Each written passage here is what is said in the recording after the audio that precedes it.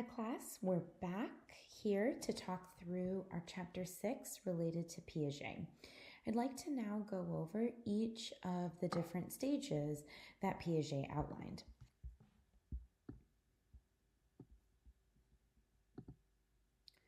So if you recall from our previous video, we had these 4 different stages of cognitive development that Piaget says we move through. So it's important to also understand that there are age ranges here, as well as some of the kind of big things that are happening developmentally. When you are studying for this section, please make sure you're spending a good bit of time here. The reason is, as you're going to see, each of these stages have different substages.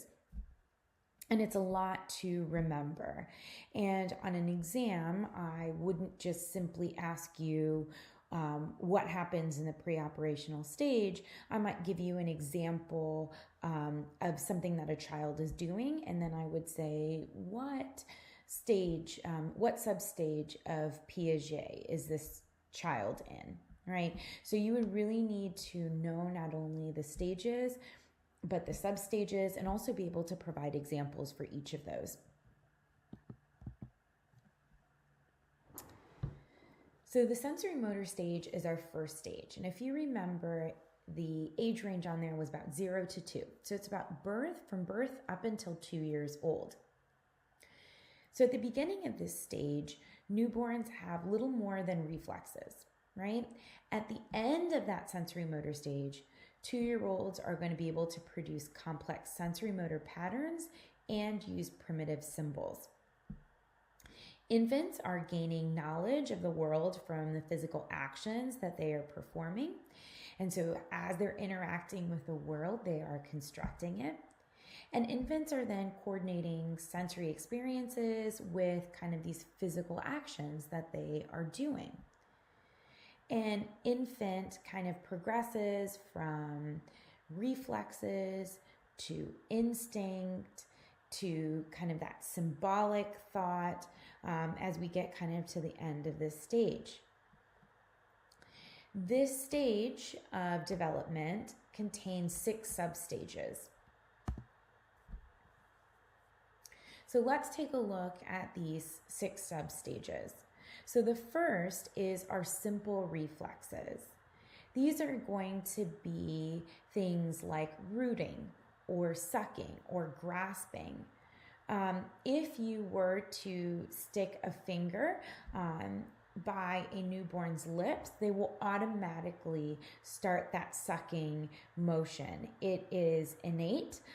Children just do it. And of course, we know that it helps aid in getting nutrition.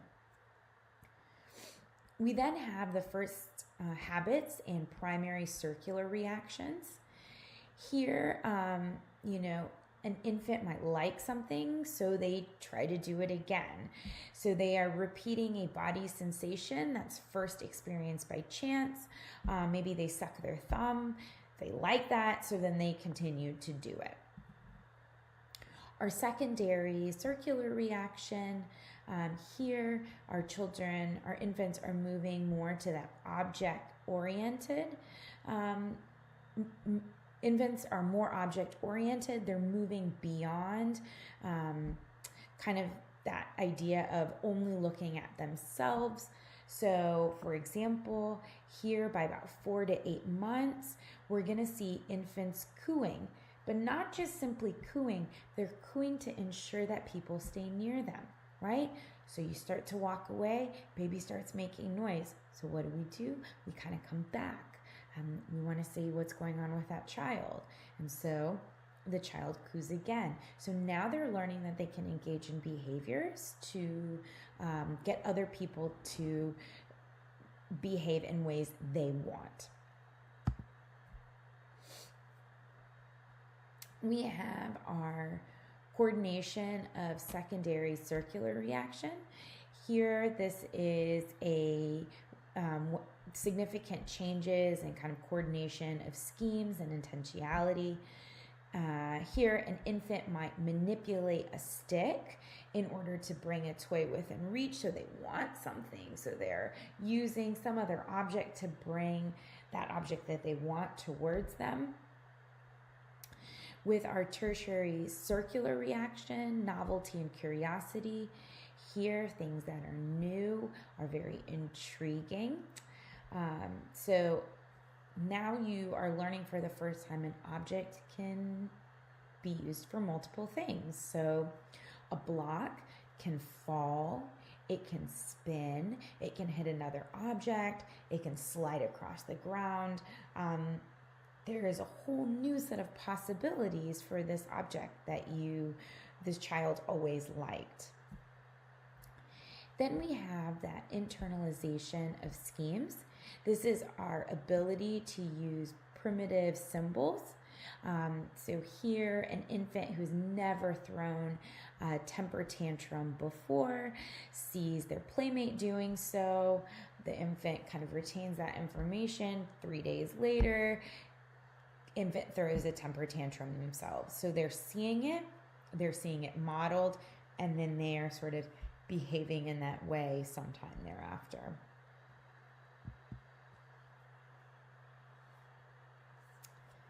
Okay, so let's kind of go back here so we can look through this. So we've kind of gone through looking at this sensory motor stage, 0 to 2 years. Now we can kind of move on to pre-operational stage, 2 to 7 years, that's symbolic thinking. But one of the big things that needs to happen before we can get to this is object permanence. So before we can move to that pre-operational stage, Piaget says that children need to understand object permanence. What does that mean? Well, a child should be able to understand that an object exists even when they can't directly see it, right? So you're playing peekaboo with a baby, you keep taking a blanket, you put it over a toy, and you're like, oh, where's the toy? Where's the toy? And you say peekaboo, and then it's there, right? Now, if you have a child who doesn't understand object permanence, you put that blanket on top of the toy, and the kid's like looking all over the place for it, like, what the heck, where did it go? Once we have developed object permanence, the child will actually reach for the toy even whenever it's concealed. So in this case, we've got a stuffy here, a child, we place some kind of board or a poster in front of the child so they can't actually see the stuffy. If the child lacks object permanence, they won't realize that the stuffed animal is behind this poster. A child that has developed object permanence would be able to reach around right here for that stuffed animal and kind of grab it. So they recognize it's still there. We can also think and kind of look at whether or not infants understand causality. We can't say, hey, do you get object permanence? So for example, we put a little poster here. We send a car down a ramp and we see it come out on the other side. Obviously, there's nothing here, so we can look at how the child is visually tracking this. So if the child kind of looks over here and then immediately orients over here, we understand that they recognize that even though there's this object here, they can't see past it, that they know where the object is going to come out. We do something similar here, but this time we put a little mouse. It's behind the track. A child should still understand that the mouse is behind the track, so it's not going to impede the car. Now we've got an impossible event where we put the mouse directly on the track. We slide the car down, and now we track where the child looks. So if you or I were doing this task, we would actually still orient ourselves over here because, of course, the car's not going to be able to go through, right? So it's very interesting. In a modified experiment of this, they created this impossible task, but they still had the car kind of coming on the other side, and children are just bewildered that's what happens. Okay, so kind of evaluating the sensory motor stage, there are some new research techniques that suggest that Piaget's theory needs to be modified, right? Some of this has to do with when we develop abilities. Some people might be earlier or later, right? Does that time frame really work out? So again, even though we've got some really positive details that we've learned from Piaget in the sensory motor stage, it doesn't stop us from opening that up to criticism, right? That's part of the research process. Okay, so we've developed that kind of object permanence. We then can move on to this pre-operational stage of development. This occurs from about 2 to 7 years of age. There are two really big substages here. We have that symbolic function and intuitive thought. So children are going to start thinking about and representing the world with words, but also with images and drawings. They might not be ready to perform those operations. We're going to talk about that in our next stage. So we might see some differences or discrepancies here. One of the biggest parts of this pre-operational stage, kind of moving into that concrete operations, is conservation, this understanding of conservation. So I'd like to actually show you all a really quick YouTube clip so we can kind of talk through or take a look at what that conservation task looks like.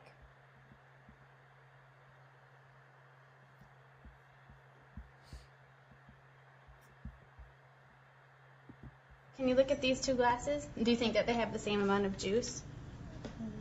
You think they have the same? Okay. Now we're going to pour this juice into this glass.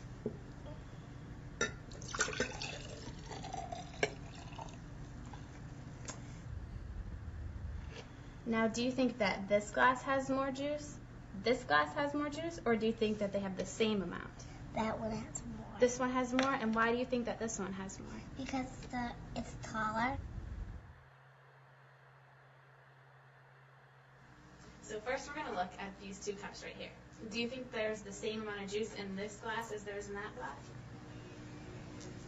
They're even. They're even? Okay. So we're going to take the juice from this glass and pour it into this one right here. Okay.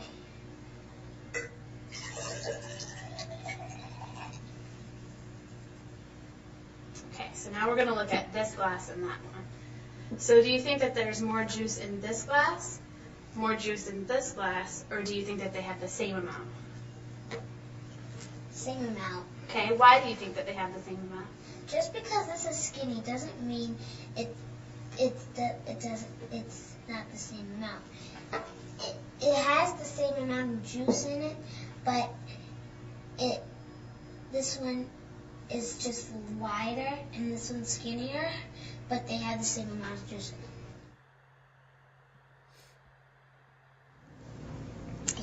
Okay, you ready? Yeah. Okay.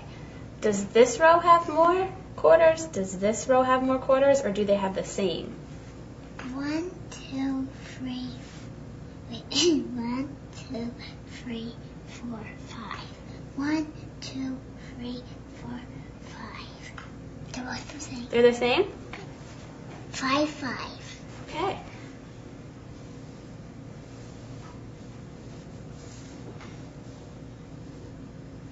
Okay. Does this row have more quarters? Does this row have more, or do they have the same? This one has more. That one has more quarters? Yeah. Why does this row have more quarters? Because it's more far away. It's more far away? Yeah, it's more far away than that. Looks bigger. All right, we're going to play a game with the graham crackers, and we're going to share them between me and you, okay? Okay. Okay.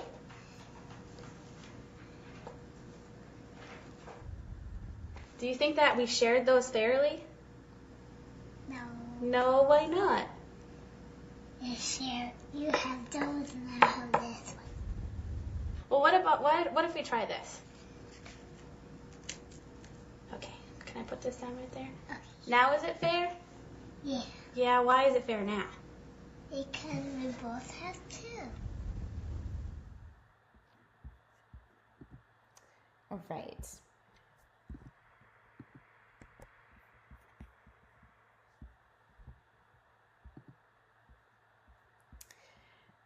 So here we can kind of see differences between each of our kids with a first sort of conservation task with water. We saw that one of our children was looking at kind of the cup and saying, well, one cup is taller, so that's what makes the amount of liquid different. The other child says, well, yeah, I mean, you've got two different kind of cups, but you can tell that just because the cup is different doesn't mean the liquid's not the same. I saw you put the same amount of liquid. And this is important. And it's a really important milestone for children, according to Piaget. So we can have conservation in lots of things. I showed you conservation of liquid. We can also have conservation in number as well. You might have seen that little girl with her quarters, and this one's bigger and this one's smaller, even though it was the same amount of quarters. While they didn't show you this, we can do the same thing with clay. We can do the same thing with length. But it's important to note that for some kids, they can have conservation at some points, but not in others. So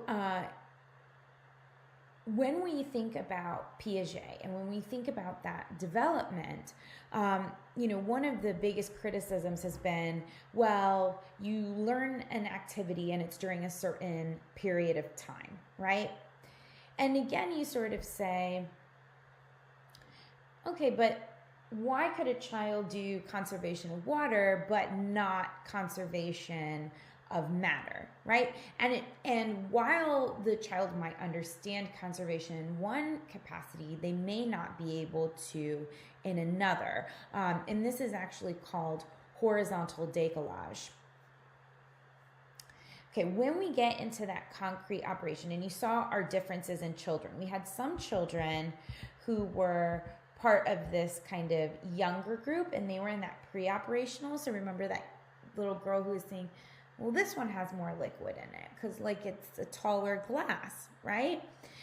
We would say that she's probably still in that pre-operational stage. Our second child would probably move into our concrete operational stage, right? That was the girl that said, well, look at this. Just because you've got one cup that's larger and one that's smaller doesn't mean that there's a difference in the amount of liquid. So in this stage, our logical reasoning is going to replace that intuitive reasoning. But we know there are cross-cultural variations. So some kids are able to do things differently just based off of what is stressed within that culture. What types of activities are they exposed to? So kind of remember from your text that operations are mental actions that are reversible, and concrete operations are operations that are applied to real concrete objects. So when a child adds 2 apples together with 4 apples and they conclude that they now have 6 apples, now this is what we're talking about with that concrete operation.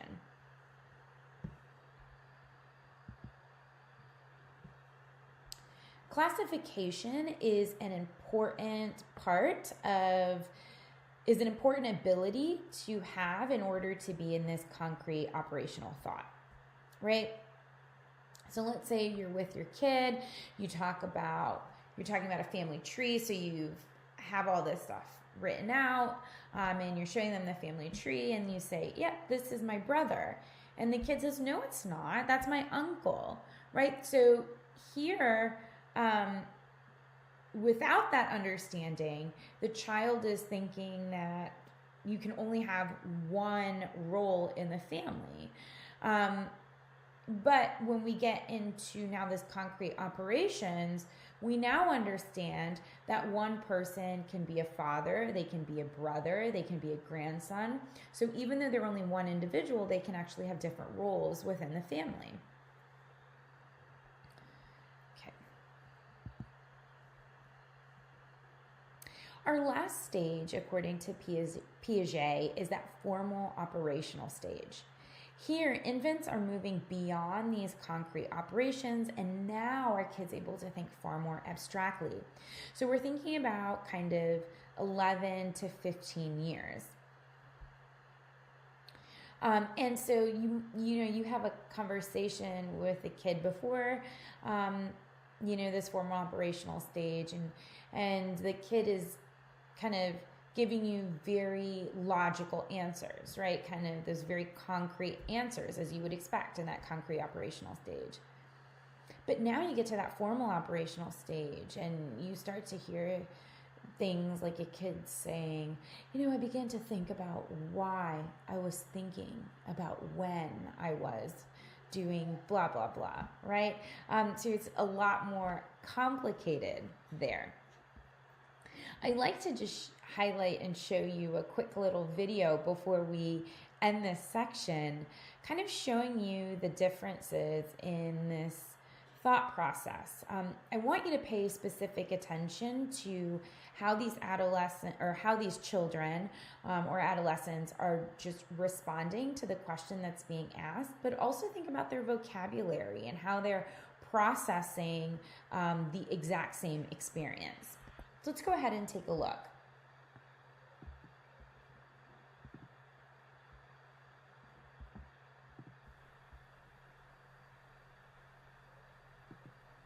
The formal operational stage of cognitive development is reached when an adolescent begins to think abstractly and to reason hypothetically. When asked the hypothetical question, what if people had no thumbs, pre-adolescent children like Jalur and Jenny respond much differently than adolescents do. Because I have 4 fingers, I wouldn't be able to write or nothing.